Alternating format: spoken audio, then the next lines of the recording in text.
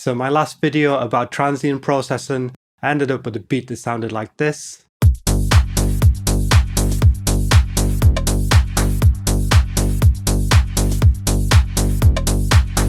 And today I'm going to be showing you how I use Scalar 2 to add some chords so that we end up with this.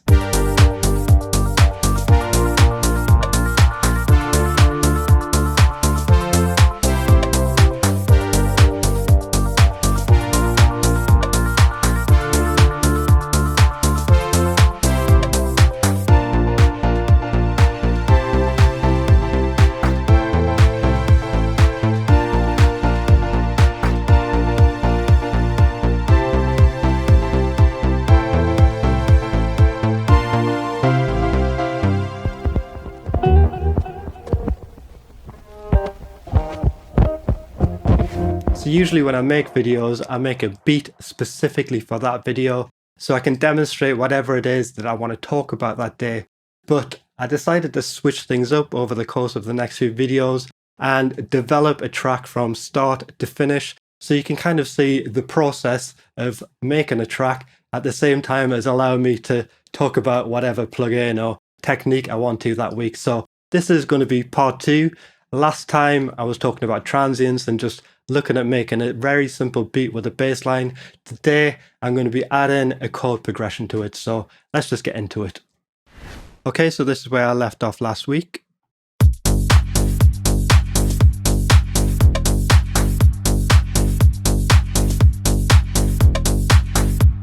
And this will serve as a nice little intro to my track. But today it's all about coming up with a chord progression. And I'm going to be using Scalar 2. So the first thing I want to do is just double check what scale my bass line is in. So to do that, I'm just going to grab a copy of my bass line and drag it onto my Scalar channel. Hit this record button here and just press play.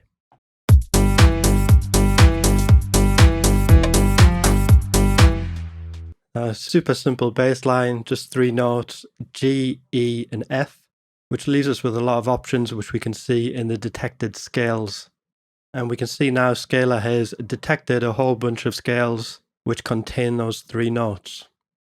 We'll scroll down and see them all. And we also have a nice little description under style of how these scales will sound. Now the most obvious scales will be at the top.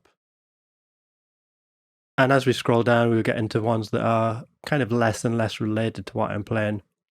Now, just because G is the note that I was playing the most, let's go with G Dorian.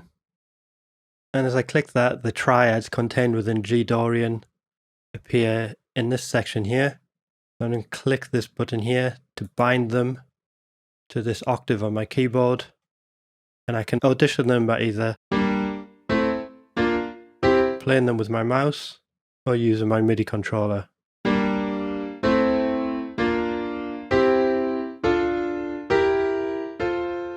And actually, if I press play, the bass line that I put in here is actually going to trigger the chords that I've bound here.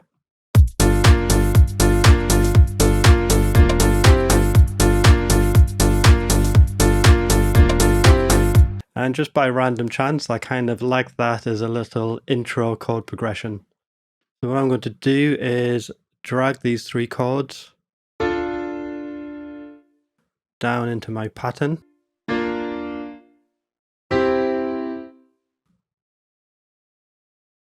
And I'm going to label this intro.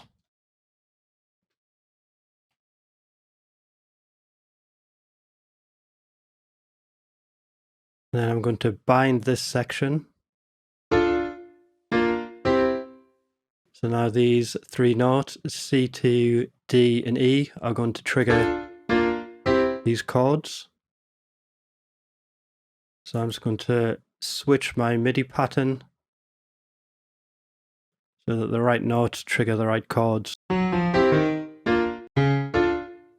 C2,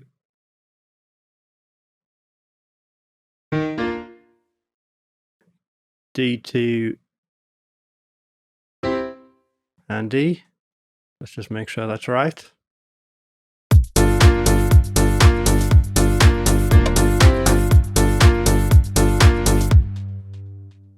Next thing I'm going to do is just duplicate my drums across. This time without the bass line. And I'm going to create a new pattern, which I'm just going to call section A. And let's try this.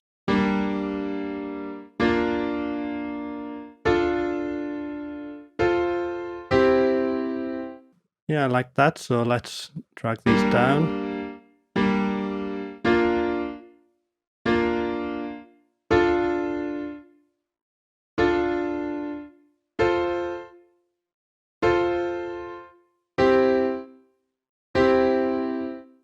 And let's create a section B.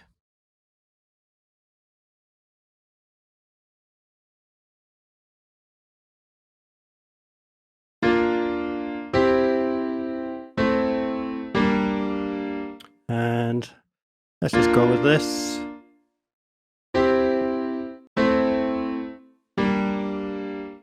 Cool. The next thing I want to do is be able to switch between these three different sections. So to do that, I'm just going to click on this button. And now we can see these green keys lit up. C1 is going to trigger the intro. D1 section A. And E1 section B. Let me go back to my project.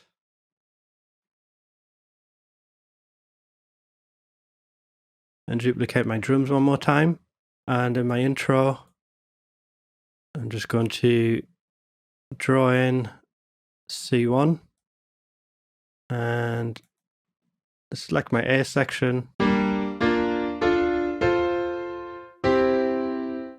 And let's just record that in.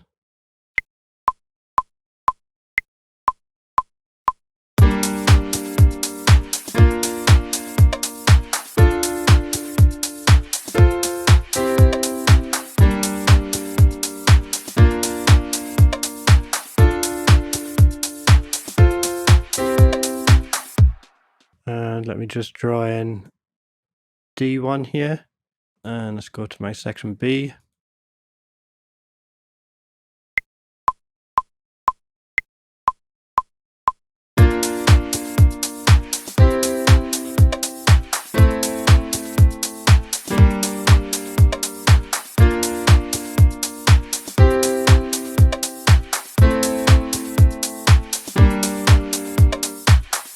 And let's draw in the E note here.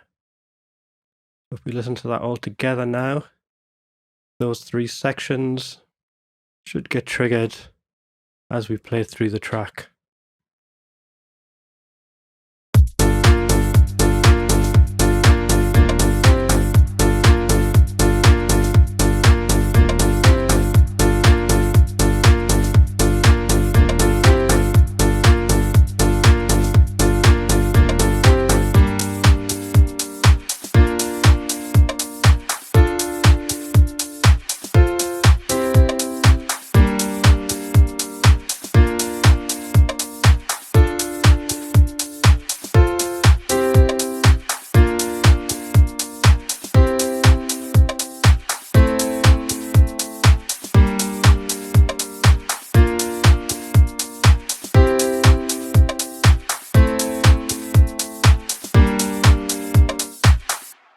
So given that this is a house track, I feel like this is going to be my main part. So I'm going to relabel this to section A.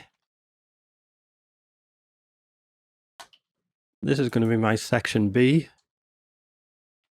And my section C, I'm probably not going to use too often in the track. Maybe going to use it as a build or something like that. So let's work on section C a little bit more, keeping it with the basic triads before we start beefing up these chords. And I think I'm going to switch this back to a B.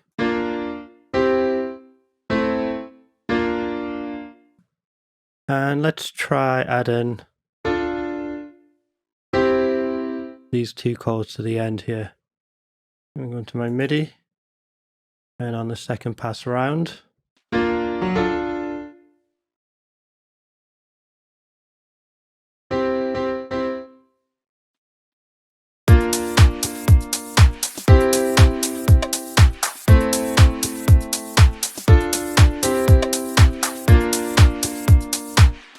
Yeah, let's look at starting to make things a little bit more interesting.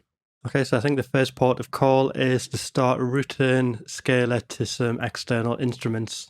I am liking the sound of the piano in section A, so let's set one up. So let's grab Piano V by Arturia, set the MIDI in from scalar 2's output, and I'm going to turn the internal sound off from scalar. And I'm actually going to turn humanize off, just so that both the velocity and timing on all of these chords are all the same for now. I can always go in and edit them later, of course.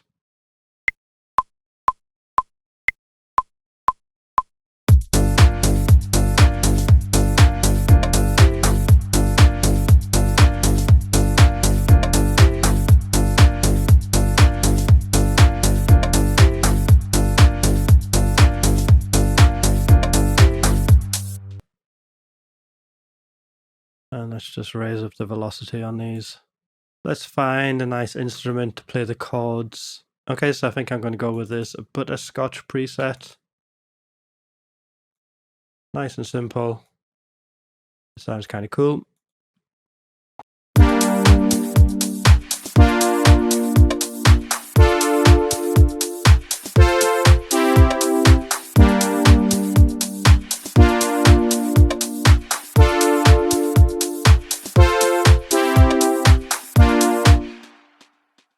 Now there are a ton of things that we can do to add a bit of interest to these chords. So the first thing we can do is actually play with just the voicing of these triads. So we can see as the notes on the keyboard light up, that these are just your basic triads. So let's try dynamic voice grouping, see how that affects things.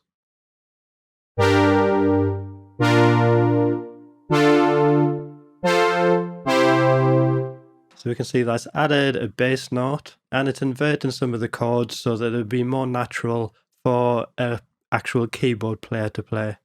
So we also have a few different options under the dynamic grouping. We can put them up by an octave or two.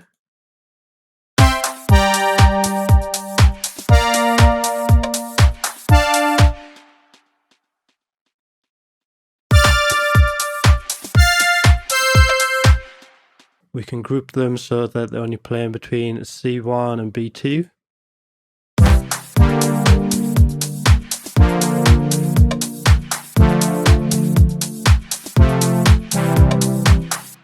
Or the next octave up, or an octave above that. And we also have open voicing, which is going to spread the notes out across the keyboard a little bit more.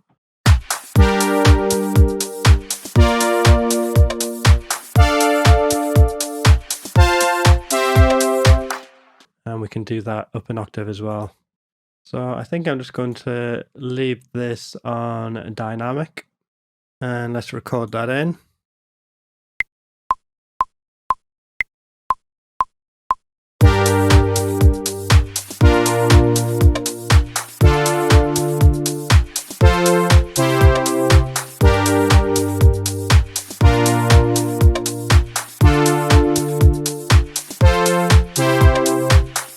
So quite often when I'm demonstrating plugins, they are plugins that I get sent for free. However, Scalar 2 is a plugin that I spent my own money on because I just really love this plugin and I wanted to show my appreciation to the developers. So if you want to go check it out for yourself, hit my link in the description below. I will get a little commission on that because it is an affiliate link and it will support the channel and help me out quite a lot. So check it out if you feel so inclined. And let's see what we can do with section C. So I'm going to take dynamic grouping off, and down here let's switch from a triads to sevenths. So with the regular triads it sounds like this.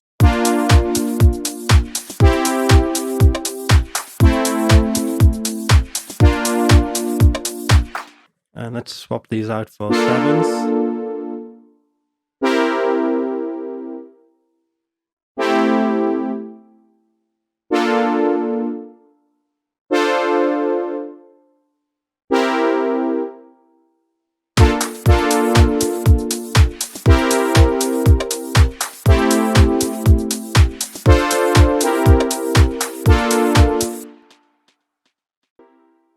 we also have different voicing options.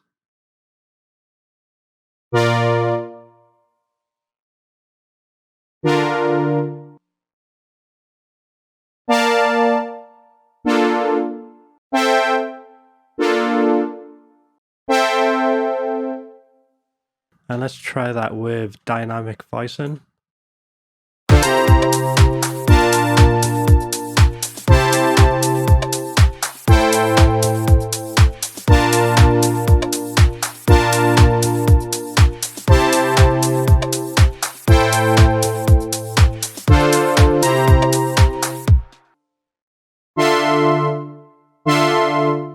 See what that sounds like.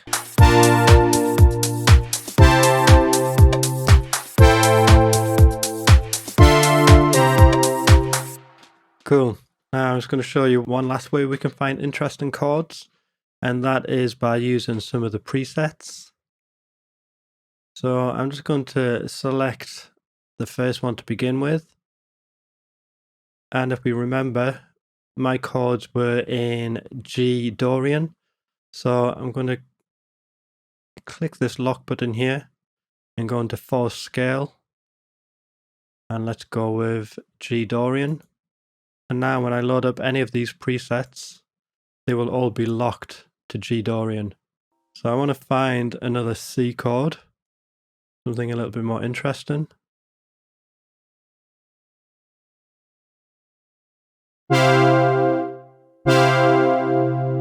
Try this one. And let's try a different B flat chord here. Let's see what we have under disco. And actually, I think instead of switching out this, I'm going to switch out the D. Because if we remember on the second run round, instead of going from the A to the B flat, we actually go from the A to this chord here. Let's have a listen to that.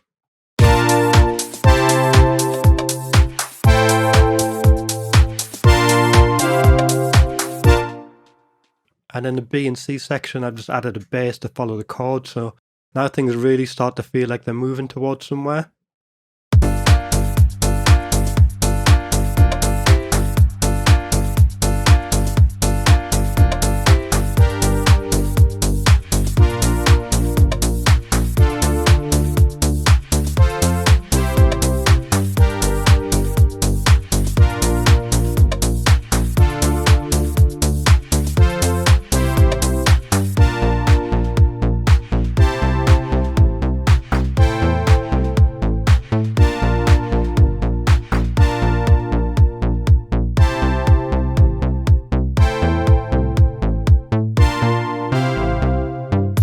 Let's try bringing the piano back in section C. Let's go to perform and let's try a rhythm, and I think I'm going to go with this one, Fantasia, which is just going to play the chords, but instead of just playing them straight, it's going to play them in a rhythm. Let's record that in.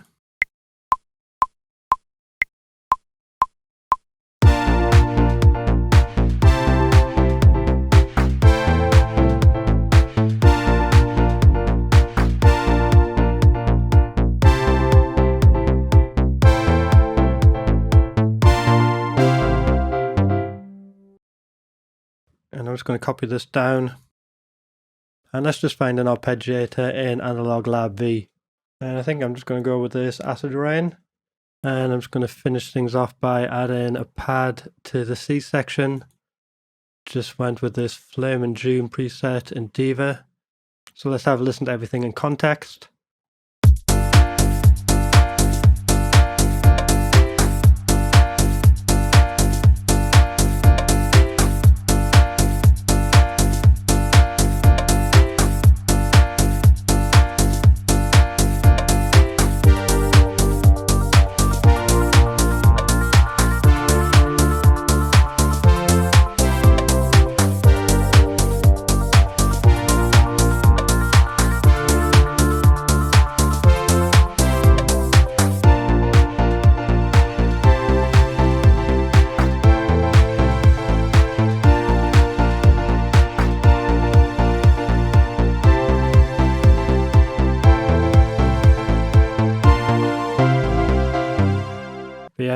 Definitely happy with that for a rough idea.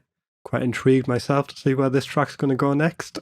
And if you're intrigued too as to where this track's going to go, hit that notification bell right next to the subscribe button to keep up to date on its development. And if you have any ideas or anything you would like to see me do with this track, let me know in the comments below. But anyway, that's it for now. I've been Craig Lopez. This has been Tutorialism. Now go make some music. Peace.